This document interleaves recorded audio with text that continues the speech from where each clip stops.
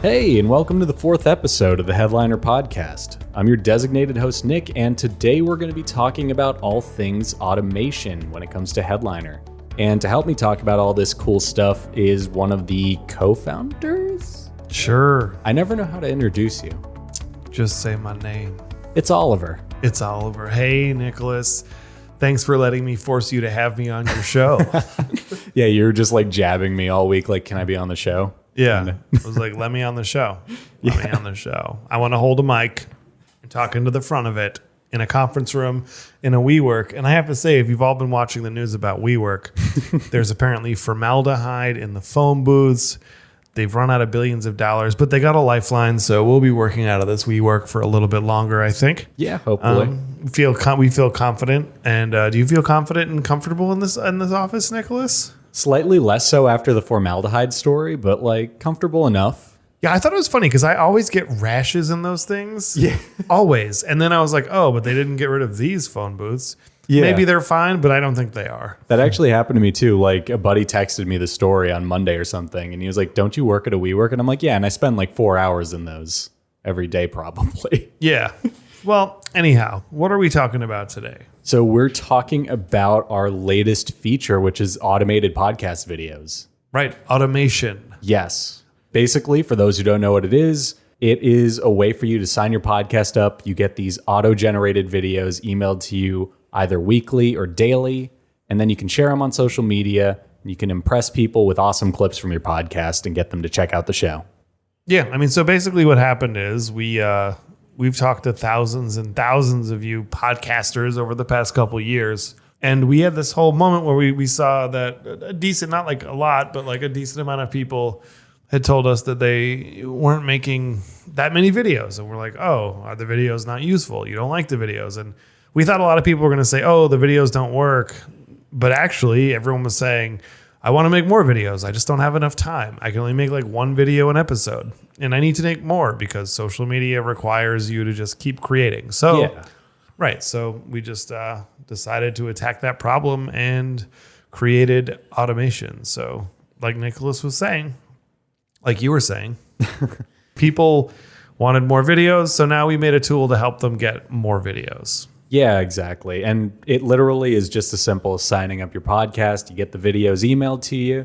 If you don't like what you got as your clip, you can actually swap it out right now. Like we actually just released reclipping for it. Yeah, so we've taken a lot of feedback from everyone. And the main issue people have is with the choice of audio clips. The very first version was actually just a random clip. Mm-hmm. We then put in some kind of technology around picking clips based on silence detection. And then we actually have another version coming out pretty soon that's going to start kind of figuring out stuff based on sentences, right? Yeah. So that all exists. And like the intelligent clipping or semi-intelligent clipping, whatever you want to call it, will never be 100% perfect, but it's pretty good.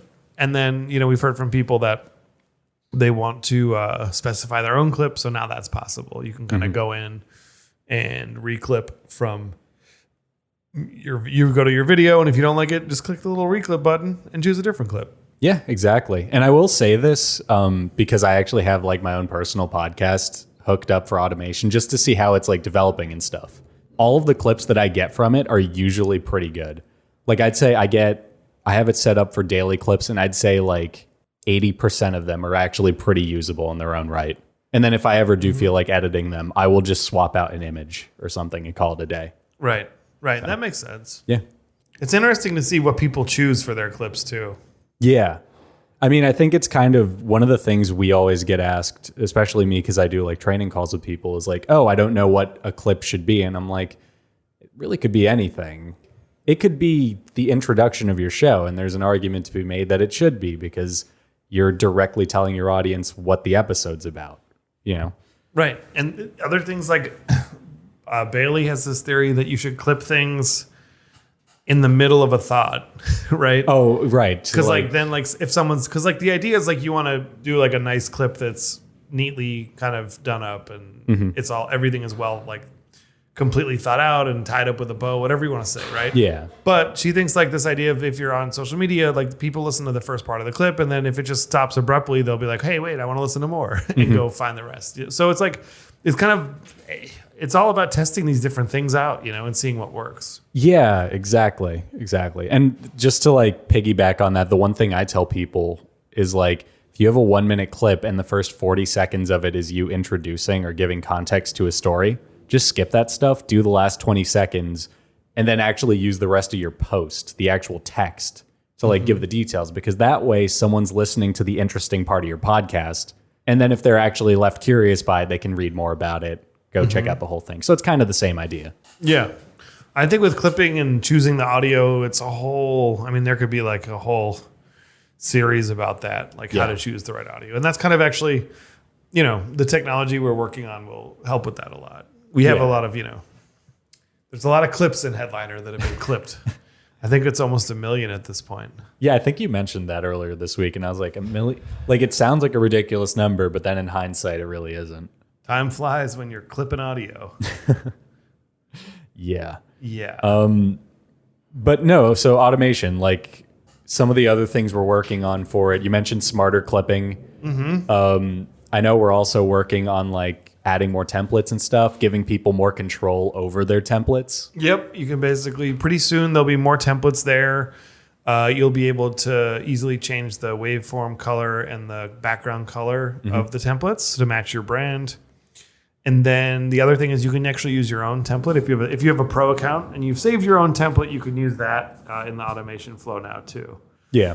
So, the clips was the main thing people have been writing about. The next thing, a close second, is the kind of look and feel, the design basically of the videos too. So that's something we're attacking. Yeah, exactly. The other thing is, it's a little hard to find automation in Headliner right now, but next week there's going to be a giant gradient cube square at the very top of Headliner in the projects area that will say, go here and make automatic videos. It won't actually say that, but it'll let you know where to go to get to this. I was actually hoping it would say like, go here to get automatic videos, but that's okay. I'll live. Yeah.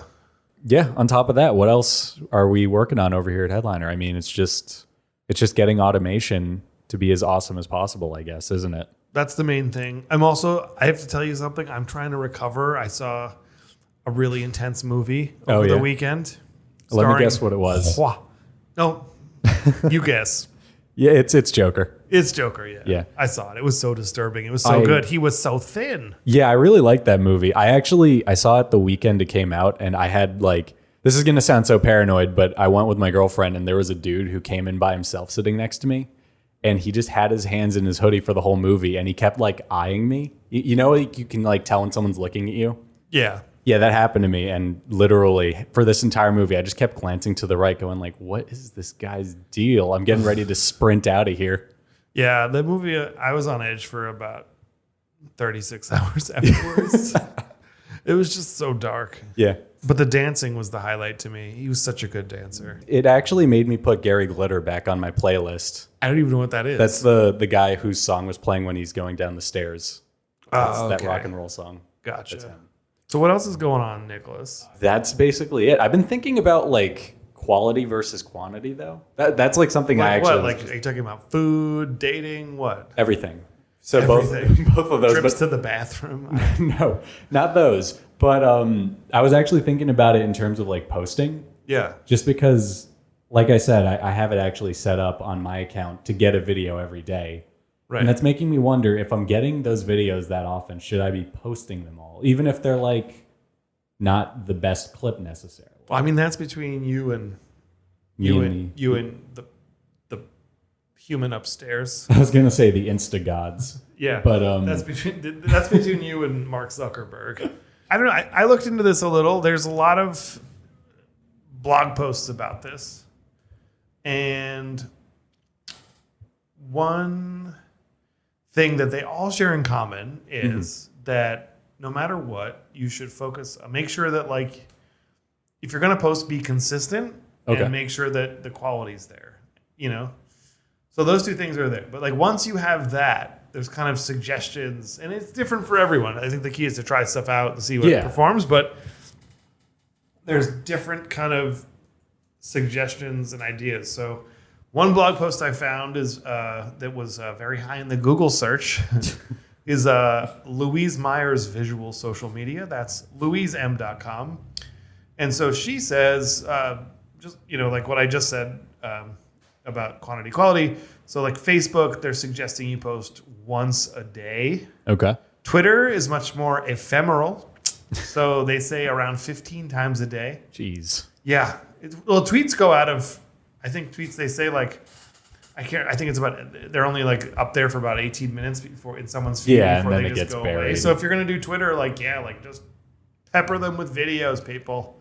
Pinterest is a surprising one for podcasters. I see him there, but it never dawned on me to actually go on Pinterest. I think Pinterest is a big opportunity for podcasters to promote themselves. Mm-hmm. And video is a great way to do that, of course. But no, seriously, I remember before LinkedIn became really popular for podcasters about, I don't know, a year and a half ago. Uh-huh. I remember there was this moment where people were starting to do it and it kind of made sense. And then all of a sudden everyone's doing it. And I think Pinterest is kind of like that too.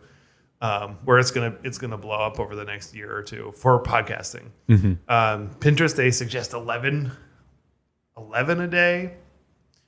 Instagram, 1 to 2 a day.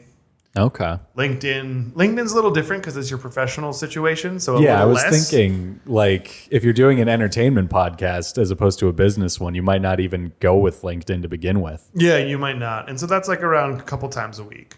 Mm-hmm. And then also if you're doing stories, for example, the stories format, which is great for video on Instagram like that, you could just basically, I don't know. It's just the whatever. sky's the limit with that, right? 5 a day, 10 a day, 15.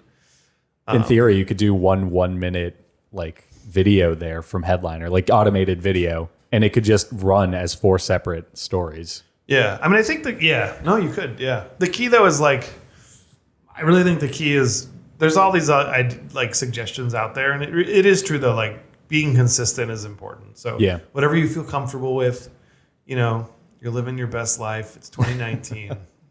Get out there and do it. Yeah, exactly. And then maybe hashtag some of it. I don't know. That comes. Yeah, that's a whole other discussion. Okay. That's a whole nother discussion. Gotcha. Yeah. All right, cool. Yeah. We've been talking for a long time. Yeah, it's been a whole 15 minutes, I think. That's a long time. That's the longest I've ever spoken uninterrupted. Wow. Probably not, actually. But yeah. Well, thanks, everyone. Yeah, no, I mean, thanks for listening and all that stuff. Just so everyone knows, we do a lot of stuff on our blog. We have a highlight series that goes out every week. And if you want to submit some audio to that, you can actually hit us up. You can either email info@headliner.app or nicholas@headliner.app, and we'll just get the ball rolling on that. On top of that, feel free to tag us on your podcast videos and stuff, because if we like what we see, we'll be sure to retweet it or, talk about it on the podcast and stuff. All the things. We'll do all the things to promote the things. Yeah. That actually should be our slogan, I think. All the things. All the things. All right, cool. Brings us to the end of the podcast. Thanks for having me. Yeah, anytime, Oliver. So, yeah, bye.